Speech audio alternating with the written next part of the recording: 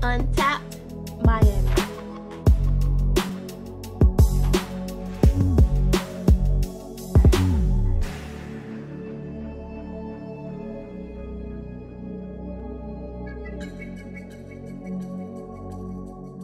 What's up, you guys? This is Mooney Holmes of Untapped Miami. We are here with the dynamic duo kings on their own, Will Seri'us and GS Cole, and how I would like to call them my uncles, my fam. How y'all doing today? Good, man. Happy to be here. Man. We blessed. Happy. Yes. Happy.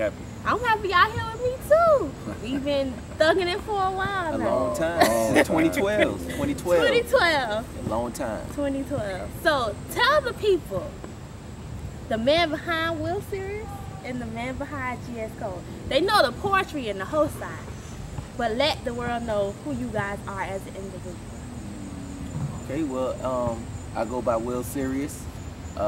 Legal name, I don't think I want to get that out just yet. You know that. But yeah, man, I'm a devoted father, a son, a friend, a loyal friend at that. I've been doing poetry for about 8 years now. Started poetry, I would say, since the age of 17. I really had stage fright, so I never used to feel comfortable performing in front of people. But I think as I matured and aged, I think about 25 years old was the first time I said, you know what, I think I want to share my talents and how I'm feeling with the world. So I went to a venue hosted by the legendary Will, the real one. Gave me all the encouragement, and to really just go out there and share, because that's what it's all about, just sharing. When you think about poetry, you know, a lot of people just have this stigma of, you know, having candles, you know, snapping fingers and things like that. But when I met GS Cole, man, we were able to not only, I hate to use the word revamp, but we were able to just be ourselves and provide a different dynamic to what everybody was thinking. And I've been loving it, man. Of course, you know, Understage is what we created, providing a platform for those who sing, do comedy, do poetry. So the man behind it all, as it relates to who I am, is just a person who just enjoy giving back. Okay. Right. But GS? GS Cole, let me see. Liberty City. Pork and beans. Rep it. Actually, it was 63rd and right off 14th Avenue,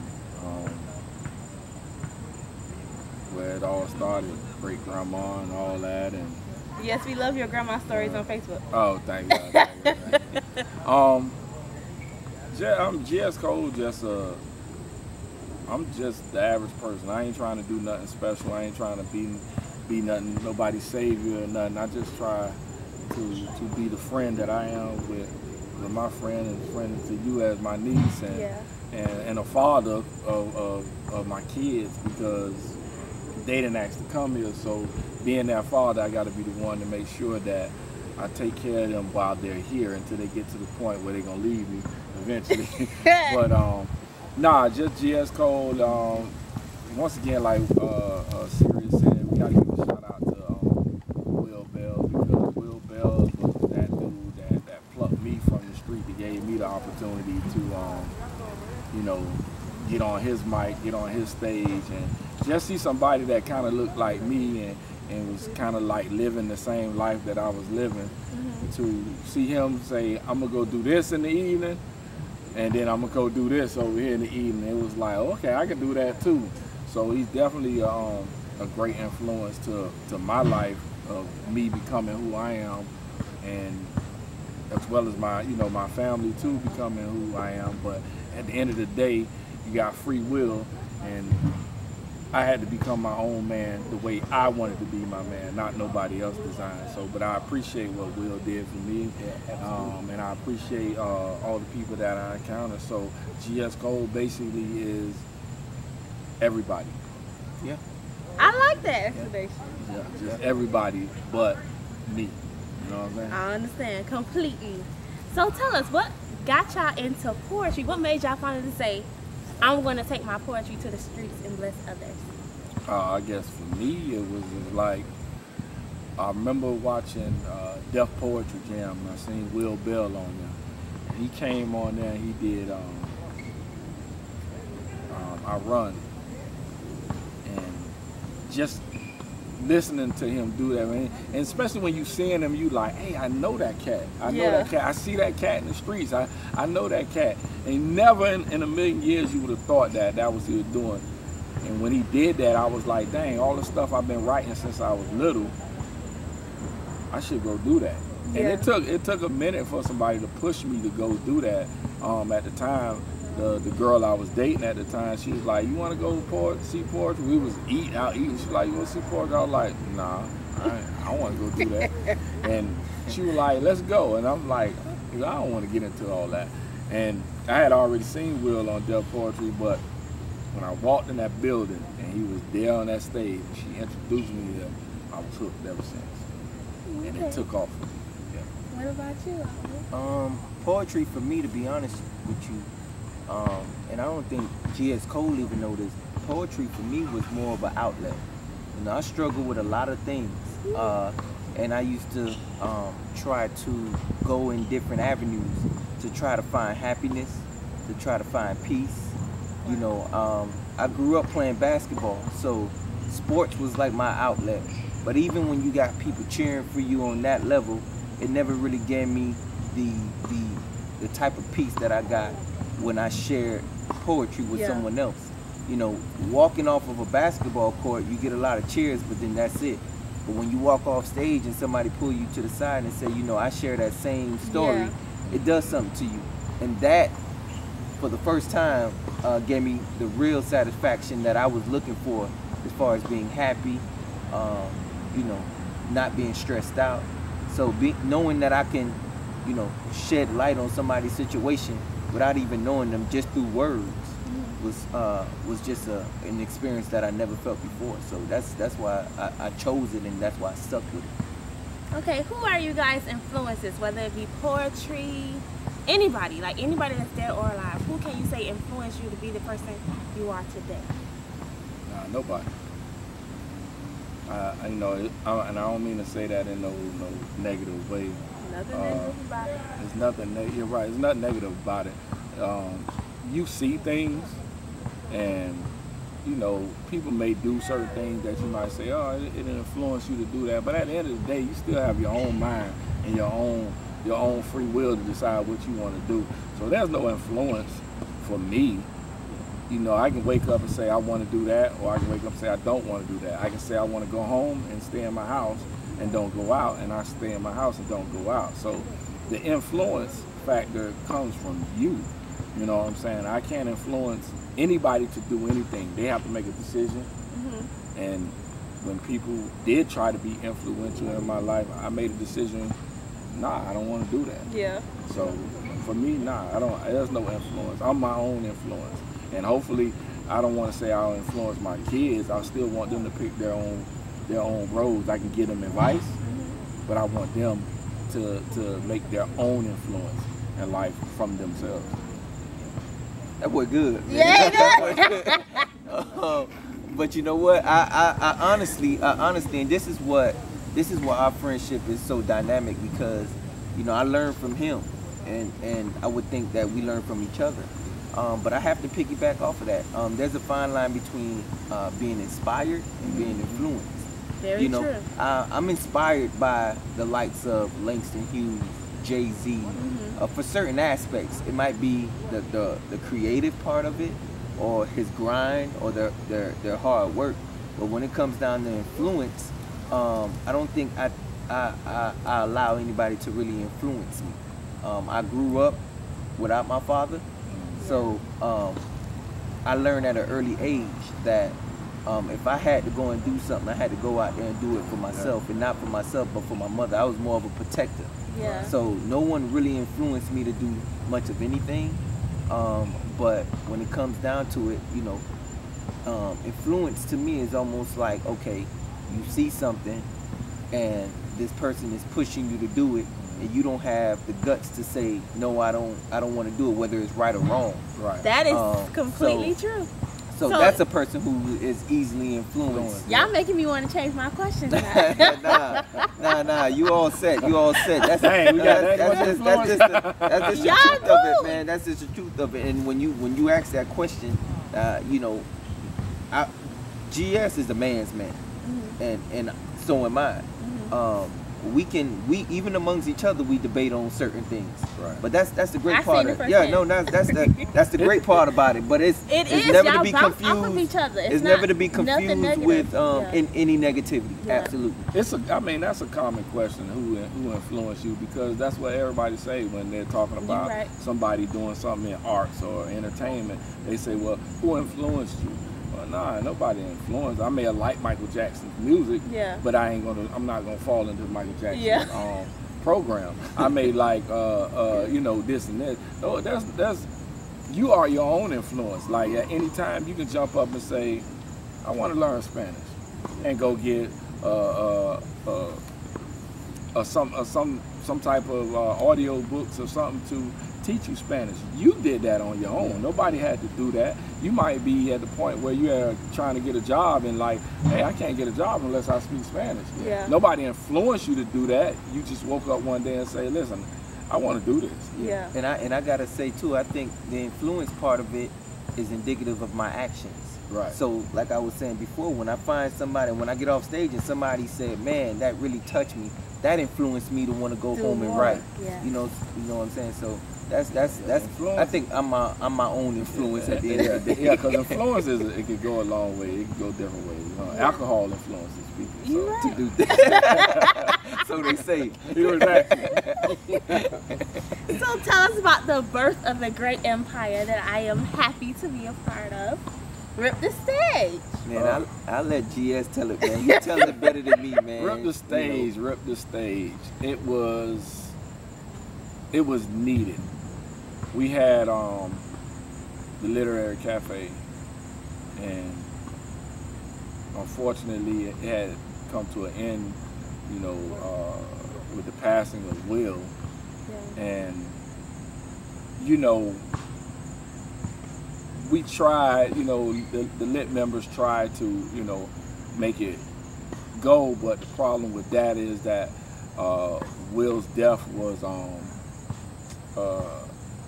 it was so monumental in everybody's life that nobody could really focus on being poetry. People had to kind of like step back and step away from the poetry scene to collect themselves, should I say, because Will meant that much to our poetry community. So as time went on, you know, me and Seri'us friendship became stronger. You know, we attended you know, other poetry things. Shout out to Ingrid B. She was doing her thing. We attended those venues and she kept poetry, you know, riding out. But it got to the point where when you're at poetry venues, you like, it's kind of redundant. Yeah. And we didn't want to be redundant. We felt like, hey, let's start a poetry venue where we can just be ourselves, where people can come in and just be themselves and not have to fall into the category of what poetry should be like. Should poetry be like I say, Love Jones and, you know, candles and incense and all that stuff like that, and you know, you getting on there and going straight conscious and deep, when you may have somebody that stayed home the whole day and wrote something that he just had to get off his chest, or she had to get off her chest, but because it's not in a poetry format and they don't have it memorized, they felt like, you know, so we created a platform that wasn't for that. It was like, you come there and you be who you want to be. This is y'all stage. Yeah. We're just providing the platform. And Rip the Stage was born just like that, and it was just completely for the art. It was never about us. It was never about finances or money or anything. It was just about the people in general, because if the people don't come and sit in that audience, we have nothing. True. So we have to give them something that makes them want to come back. Yeah. Now, tell the world, when you guys did this, it blew me away. Jackin' for Beats, y'all album that y'all released. Yeah. What made y'all want to do it as a duo instead of doing your own separate entity? It would have been easier to do that. I think we wanted to challenge ourselves. When you look at poetry in South Florida, you have some amazing artists, man. You have people like Red Riding Hood. You got people like Analogy. You got people like Talia Scott, Anomaly, Marlon Mack, Calvin May's son, Trail. You got so much amazing people. And for me and GS Cole, as he explained, the brotherhood was so strong. People had an opportunity to see us be hosts and host events together. He's almost like my right hand. Where I go, he go, type of deal. And I think it became a reality when he moved right across the street from me. It just seemed destined. So why not do your first project together when we've been rocking out for so hard? Very true. So we wanted to, although Jackin' for Beach, which is our first poetry album together, it's still a solo project within itself. Because GS Cole gives you a deep opening side of him in the album, and I give you a piece of who I am. But the good part about it is when you mix his story and my story, it's not that far off. You know, it's not that far. So it came together just right. And a lot of people don't know, when we went in the studio to make Jackin' for Beats, I don't think that it would have been a good solo album if I did it by myself. I mean, he could come there and be like, yeah, come on, man, get this together, let's get this together. But when you actually working and you looking for beats and you listening to Tills and you cutting and you chopping and you like cut, man, hey, get this, you gotta get this part, man. And it was times in the studio where we both were in like, hey, let's just go get this done. And you could tell your energy is like, your energy is like, nah, man. I'm talking about poems we've been knowing, we messing up on, we can't get them right. And it come time where it was like, it would throw it off on certain things where we were taking tracks and putting them on songs that didn't even go together. So we had to say, yeah, wait, no, here, you take this one of mine, I'll take that one of yours. Okay. And we'll see how it flow. And one particular day we had that. It was a track going on, and it's the Love and War track that Tamar Braxton had. It was actually a track that Will was getting ready to do, and I had Beautiful from Music, and it was just the complete opposite. I had a domestic violence poem. I couldn't do Music's Beautiful because it was about love and war, and we swapped it. And his song was basically at the end, because he said at the end, you know, beauty begins within you, which was the swap. And from there on, it took off and flowed real easy. Classic. You know, they gotta pay for this type of stuff. I know. We really exposing a lot, man. It's like behind the scenes type stuff, man. But yeah, no, that's exactly how it happened. Absolutely.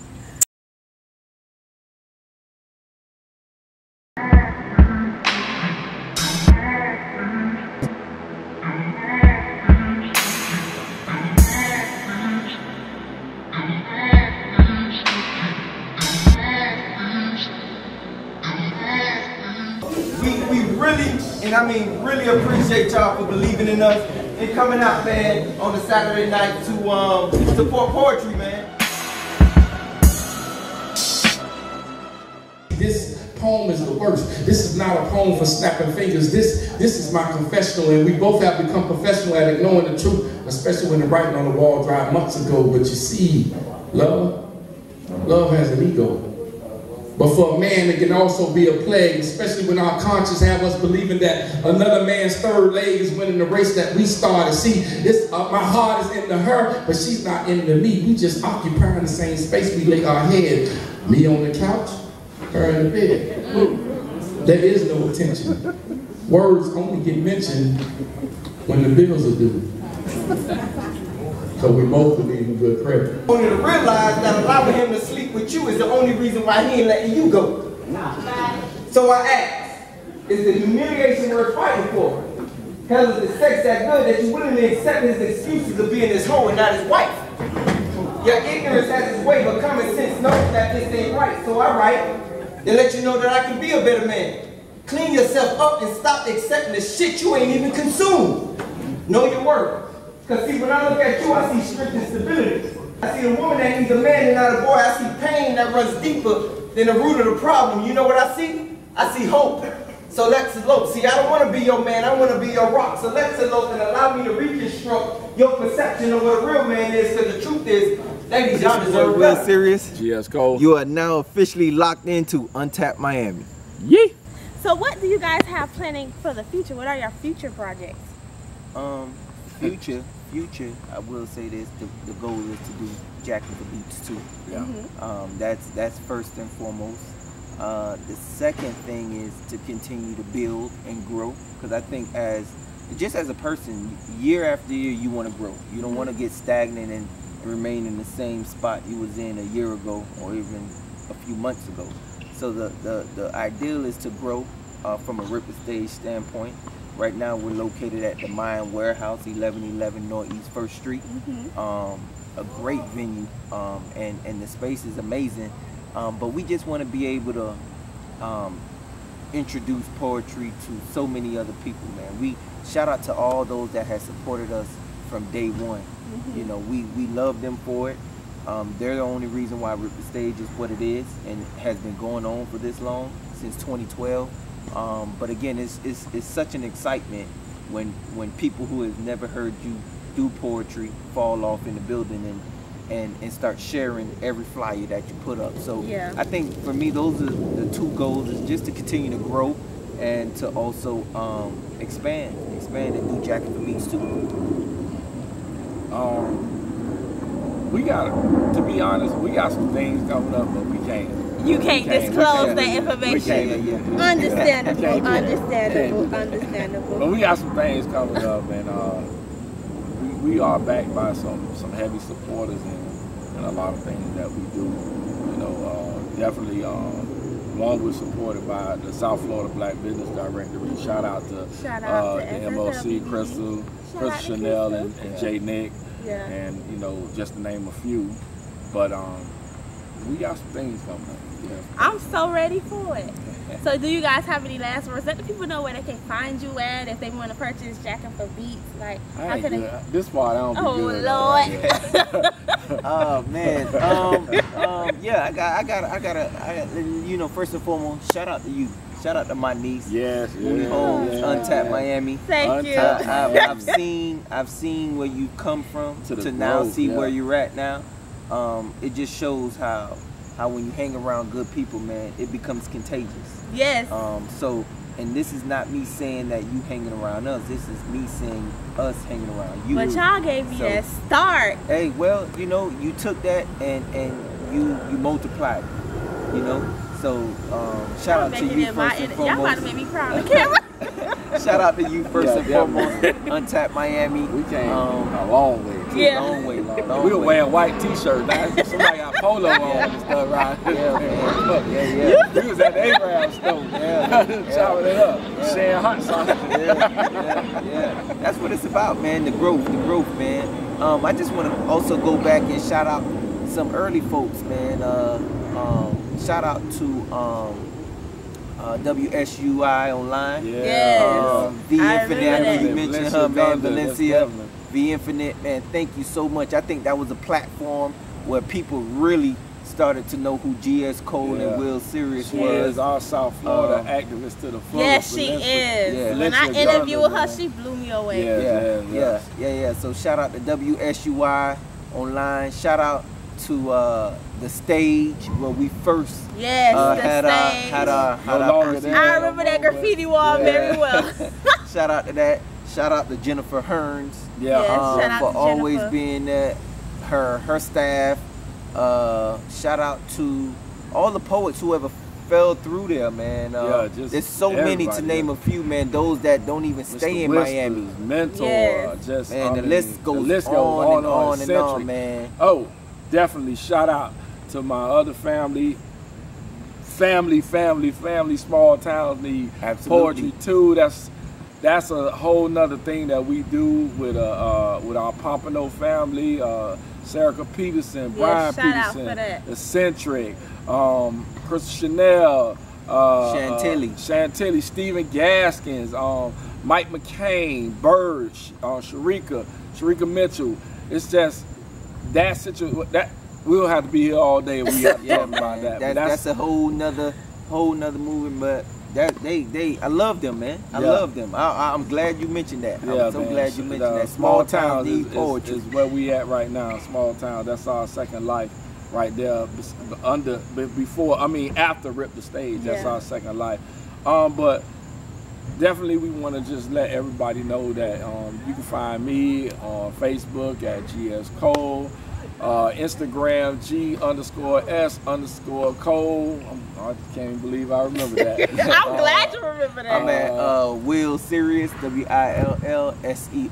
WILLSERI_US.